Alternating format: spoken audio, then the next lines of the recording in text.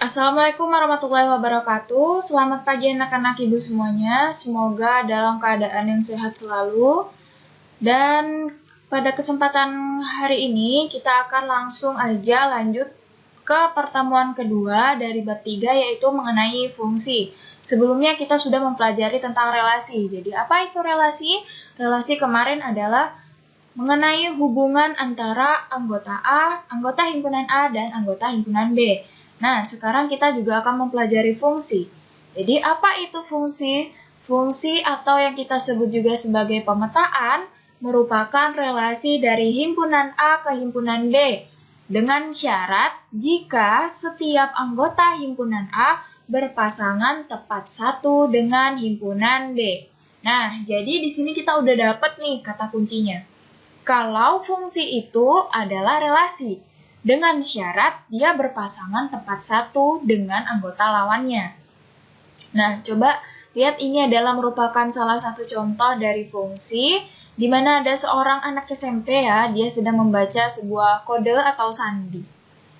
Nah, jadi untuk awal ini kita akan belajar dulu mengenai contoh dari fungsi.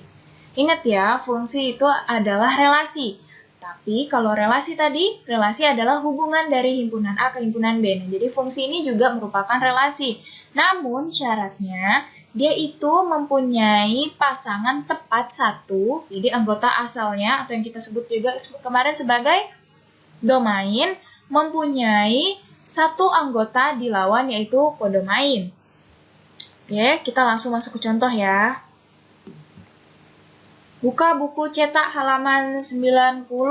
Nah, jadi anak-anak ibu harap membuka buku cetaknya di halaman 90.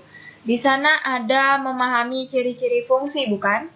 Nah, jadi ini adalah screenshotan dari yang ibu dapat dari buku cetak yang halaman 90 itu mengenai beberapa tabel ya. Jadi di sini, tabel ini menunjukkan apa? Nah, di sini. Tabel yang atas ini yang ada huruf A, B, C, D, E, F, huruf kapital A, B, C, D, F, G, sampai Z ini merupakan huruf abjad. Begitu juga di aturan kedua, maka ini juga kita sebut sebagai huruf abjad. Nah, ini juga sebagai huruf abjad. Sebentar. Ini ya, ini juga sebagai huruf abjad. Nah, ini juga huruf abjad. Ini juga huruf abjad. Nah, untuk selanjutnya, bagaimana yang selanjutnya? Yang di bawah ini adalah kode sandi. Oke, jadi ini merupakan kode sandi. Kode sandinya itu bisa D, E, F, G, H, I, J, K. Pokoknya ini campur-campur. Yang ini A, B, C, D, E. A, B, C, D, E diulang lagi. Yang di sini ada 1, 2, 3, sampai 9, sampai 0, dan diulang kembali. Yang ini juga Z, Y, X, W. Ini yang terbalikan dari huruf abjad ya. Jadi, yang di bawah ini kode sandi, yang di atas adalah huruf abjad. Kita coba untuk contoh yang kotak kara. Kita pastikan dulu huruf K. Di aturan 1 itu apa? N. Nih ya. Habis itu O. O. Sandinya apa? O, R. N, R, T. Sandinya apa? T. W. Terus A. Sandinya D. Terus K lagi. N lagi ya kan? A lagi. D lagi. Terus R. R di sini R, berarti U, balik lagi ke D. Terus untuk aturan 2, kita coba ya, kota kara, ini A. A juga dipakainya E, terus ada C, ada W, ada E ya. Di sini ada A, tetap A. Nah, ini ya yang dipakai ya di aturan kedua. Terus selanjutnya untuk aturan ketiga, yang pakai angka. Huruf A ada, huruf K juga ada, berarti huruf O di sini ya. 5, huruf R di sini, yang T-nya yang ini. Sudah kelihatan? Oke, selanjutnya untuk aturan keempat. Sama juga ya berarti ya di tempatnya. Disesuaikan. Oke. Nah, masalahnya ada permasalahan yang kita temukan di sini. Dari keempat aturan ini, mana sih yang bisa kita sebut sebagai fungsi? Mereka ini memang semuanya memiliki hubungan nih antara huruf abjad dengan kode sandi, memang memiliki hubungan. Namun, apakah keempat aturan ini dapat kita nyatakan sebagai fungsi? Nah, untuk mengetahuinya, selanjutnya kita masuk ke slide selanjutnya ya. Nah, jadi di sini udah Ibu tulis yang seperti tadi yang di depan. Cara yang pertama adalah kita ngapain? Yang pertama, kita lakukan pengecekan. Jadi, di kata kotakara ini ada huruf apa aja? Ada huruf K, yaitu 2 huruf. Ada huruf O, 1 huruf. Ada huruf T, 1 huruf. A-nya ada 3 huruf, R-nya ada 1 huruf. Jadi kalau kita lihat ini, di sini ada 5 huruf yang berbeda untuk menyusun kata kotakara. Nah, kita lihat juga di aturan 1, harus ada 5 huruf yang berbeda. Apakah di aturan 1 ada 5 huruf yang berbeda? Kita lihat, 1, 2, 3, 4, ini tadi sudah dihitung, ini udah, berarti ada 5. Berarti ini, ya, dia termasuk ke dalam fungsi. Nah, selanjutnya yang ini, 1, 2, 3. Cuman ada 3 huruf yang berbeda, sementara kotakara ada 5 huruf yang berbeda, berarti ini tidak termasuk. Terus untuk aturan ketiga ada 1, 2, 3, 4. Masuk nggak? Nggak masuk dia, karena harusnya ada 5. Terus selanjutnya yang keempat, 1, 2, 3, 4, 5. Nah, ini juga termasuk ke dalam fungsi. Nah, jadi untuk aturan 1 dan aturan 4 boleh kita gunakan sebagai pengganti huruf abjad menjadi kata sandi. Nah, untuk aturan kedua dan 3 tidak boleh. Karena mereka tidak mempunyai jumlah huruf berbeda seperti kata kotakara. Nah, dari sini dapat kita simpulkan bahwa satu huruf abjad digunakan untuk satu huruf sandi. Jadi, satu huruf abjad digunakan untuk satu huruf sandi. Oke. Jumlah huruf abjad sama dengan jumlah huruf sandi. Seperti kotakara ini tadi hurufnya ada 5. Berarti untuk sandinya juga harus ada 5 yang berbeda. Oke. Selanjutnya kita masuk. Apa sih bedanya dari relasi dan fungsi? Coba anak-anak ibu lihat. Di sini ada 2 gambar. Yang bagian sini, yang bagian ini, ada tulisan besar dari ini merupakan relasi. Dan yang nggak ada tulisan di sini, ini adalah fungsi. Coba dilihat, apa sih bedanya? Kalau kita lihat-lihat, di relasi ini ada satu anggota dari himpunan A yang tidak mempunyai pasangan. Atau himpunan A ini kita sebut juga sebagai domain ya. Domain. Atau himpunan asal, yang B-nya ini adalah kodomain.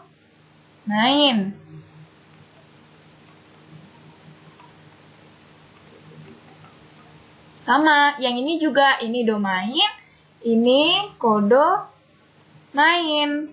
yang B. Nah, jadi kalau kita lihat di sini relasi itu ada satu anggota yang nggak punya pasangan. Nah, ini masih dapat kita nyatakan sebagai relasi, karena sebelumnya kita udah belajar kan, anak-anak ibu bisa lihat di halaman 78 yang kemarin. Nah, di situ ada tuh beberapa contoh dari relasi. Nah, kalau fungsi, lihat, domainnya punya pasangan semua. Ya kan? Nah, lihat lagi perbedaannya. Yang kedua, di sini.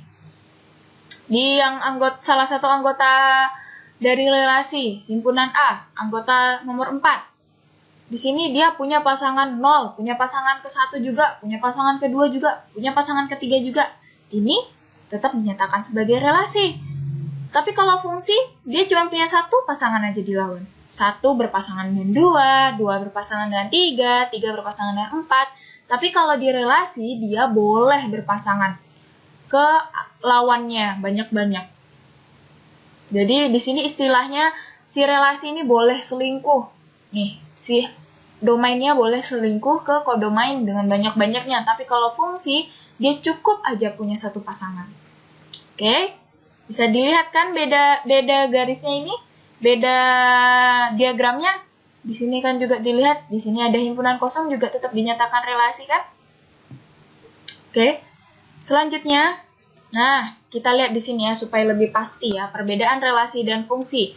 Contoh himpunan A dipasangkan ke himpunan B. Jadi tadi Ibu sudah bilang relasi adalah hubungan bebas, dia boleh berselingkuh. Lalu kalau fungsi itu adalah hubungan terikat, statusnya pacaran, tidak boleh selingkuh si domainnya. Yang mana domain? Domain adalah himpunan A ini domain. Tak boleh selingkuh domainnya. Namun kodomainnya atau daerah lawannya yang kita sebut sebagai B ini ya.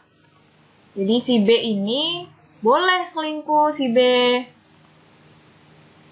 Si B boleh selingkuh.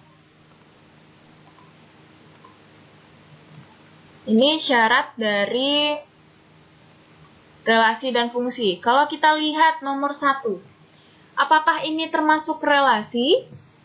Iya, karena dia punya hubungan.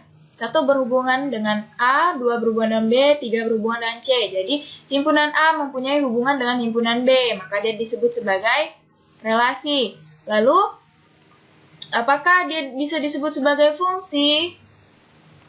Iya, dia bisa disebut sebagai fungsi karena daerah asalnya atau A ini punya 1 pasangan ke B.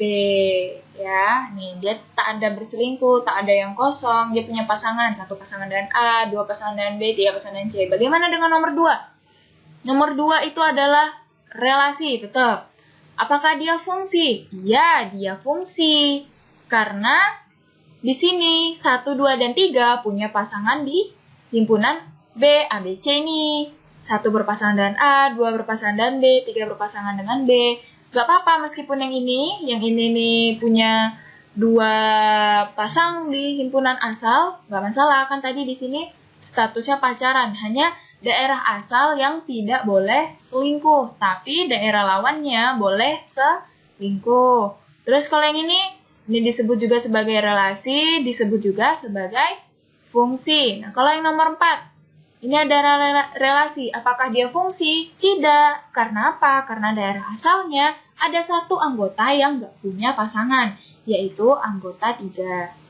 Ya, di sini disebut nggak termasuk relasi karena yang 3 ini nggak punya pasangan nih ke B. Oke. Terus yang nomor 5, ini disebut sebagai relasi. Tapi apakah dia fungsi? Tidak. Ini bukan fungsi karena yang ketiga ini tidak punya pasangan. Terus yang nomor 6, apakah ini relasi? Iya, relasi. Tapi apakah fungsi? Tidak. Karena apa? Anggotanya yang nomor 2 dan nomor 3 tidak punya pasangan. Lalu yang nomor 7, apakah ini relasi? Ya, himpunan kosong adalah relasi. Tapi apakah dia fungsi? Tidak. Fungsi harus selalu punya pasangan. Oke? Jadi, relasi adalah hubungan antara anggota pada 1 himpunan ke anggota himpunan lainnya, dan fungsi merupakan relasi. Fungsi adalah relasi dari himpunan A ke himpunan B dengan syarat A berpasangan tepat 1 dengan anggota himpunan B. Jadi kalau untuk kesimpulan lebih besarnya ini ya, kalau relasi belum tentu fungsi, tetapi kalau fungsi pasti relasi. Oke, ini harus dihafal ini. Kalau relasi belum tentu fungsi, tetapi fungsi pasti relasi. Dimana dia bilang adalah domain daerah asal himpunan A.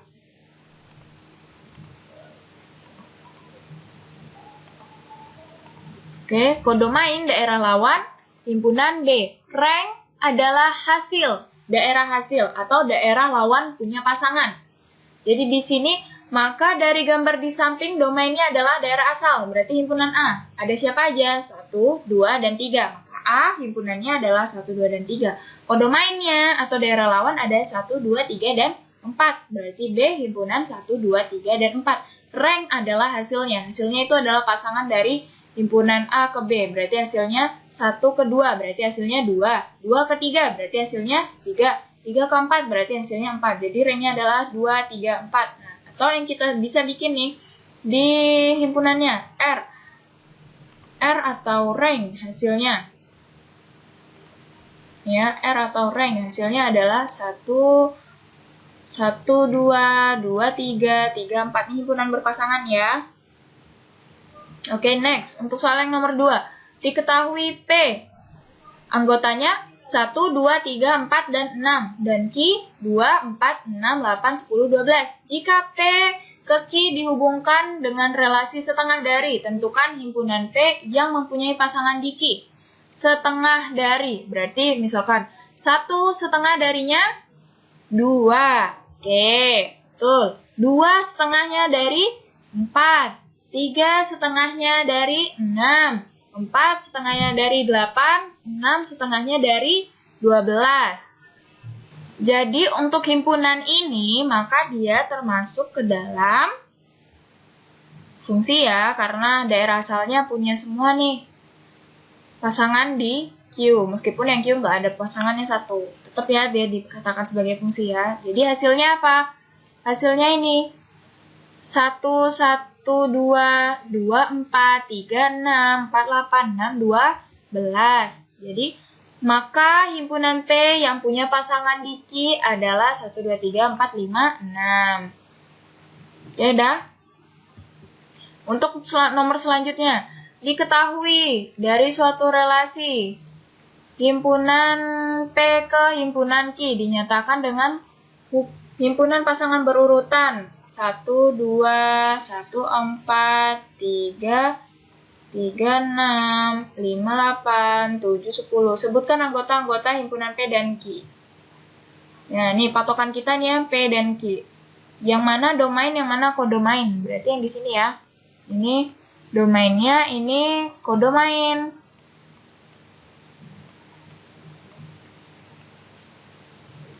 P, Q. Jadi kita tinggal nentuin aja anggota P-nya ada siapa aja. Ada 1. Ada 1, ada negatif 1, ada 1, ada 3, ada 5, ada 7.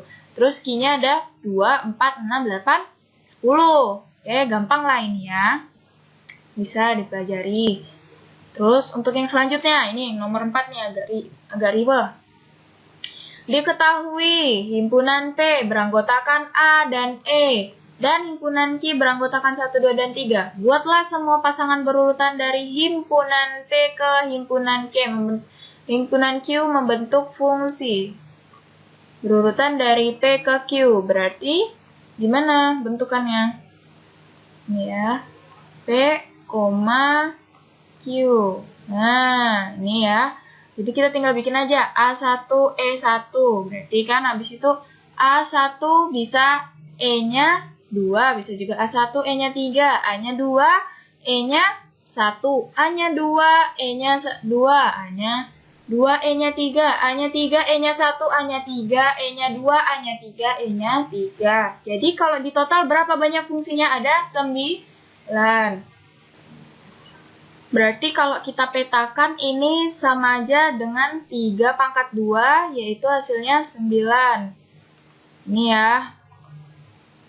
Kenapa kok 3 pangkat 2 sama dengan 9? Kebalikan deh. Himpunan P ke himpunan Q. Berarti Q-nya dulu. Q-nya ada berapa anggota? 3 anggota. P-nya ada 2 anggota. Jadi 3 pangkat 2 sama dengan 9. Bagaimana banyak fungsi jika dari himpunan Q ke himpunan P? Q ke himpunan P berarti kebalikannya. Q dari himpunan P berarti 2 berpangkat 3. Ada 8 kemungkinan.